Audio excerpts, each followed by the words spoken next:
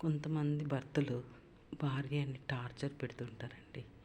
అప్పుడు భార్య అనుకుంటుంది, అబ్బా!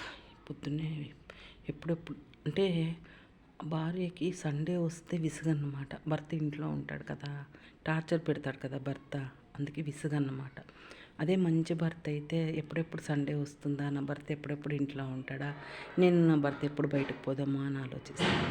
అదే టార్చర్ పెట్టే భర్త అయితే, ఈ సచ్చినోడు ఎప్పుడెప్పుడు బయటకు పోతాడా, ఎప్పుడెప్పుడు ఇంటికే రాకూడదు అనుకుంటుంది. అసలు భార్య భర్త ఇంటికే రాకూడదు అనుకుంటుంది. టార్చర్ పెడితే ఎవరైనా అట్లే కదండి అనుకునేది. భార్య కానీ అంటే భర్తను టార్చర్ పెడితే ఎప్పుడెప్పుడు పుట్టింటికి పోతుందా, ఎప్పుడెప్పుడు టూర్ పోతుందా అనుకుంటా అంటాడు భర్త.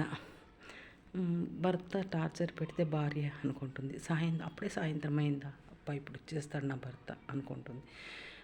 9 గంటలకు వస్తే ఎంత బాగుంటుంది నా భర్త, నేను ఇంకా హాయిగా ఉండొచ్చు అనుకుంటుంది.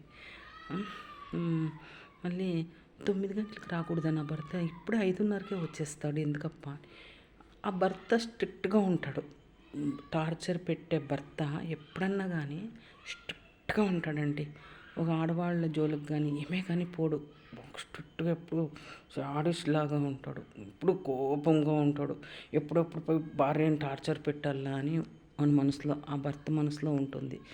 ఎప్పుడు అట్లుంటాడు, స్ట్రిక్ట్గా ఉంటాడు. ఎప్పుడు ముఖం ఇట్లా చేసుకొని ఉంటాడు ఆ భర్త. భార్య కూడా అంతే. కొంతమంది భర్తని టార్చర్ పెట్ట ఇట్లా ఉంటారండి వాళ్ళు చెప్పింది. పిల్లలు అంతే, కొంతమంది తల్లిని టార్చర్ పెట్ట ఉంటారండి కొంతమంది. వాళ్ళకి తల్లి విలువ తెలిసి ఉండదండి. అప్పుడు తల్లి అనుకుంటుంది, భగవంతుడా ఎప్పుడెప్పుడు నన్ను తీసుకొని పోతావా భగవంతుడా, నా పిల్లలకు నా విలువ తెలియాలంటే నన్ను తీసుకొని పోప్ప తొందరగా అని ఆ తల్లి వేడుకుంటుంది. తల్లికి చూడండి, పిల్లలు ఎంత కాడిచ్చినా కూడా, ఎంత ఏం చేసినా కూడా తల్లి ఆల్టు పిల్లలు పిల్లలు పిల్లలు అనుకుంటుంది. ఎప్పుడు చూసినా అలా అనుకుంటూ ఉంటుంది తల్లి. కానీ వాళ్ళకి విలువ అనేది తెలియదండి పిల్లలకి. తల్లి విలువ తెలుసుకుంటే వాళ్ళంత అదృష్టవంతులు ఎవ్వరూ ఉండరండి. తల్లి విలువ తెలుసుకోవాలి. పిల్లలే కాదు, ఎవరన్నా కానీ తల్లిదండ్రుల విలువ తెలుసుకున్నప్పుడు వాళ్ళు చాలా గొప్పగా ఎదుగుతారండి. ఈ సొసైటీలో కూడా చాలా గొప్పగా ఉంటుంది.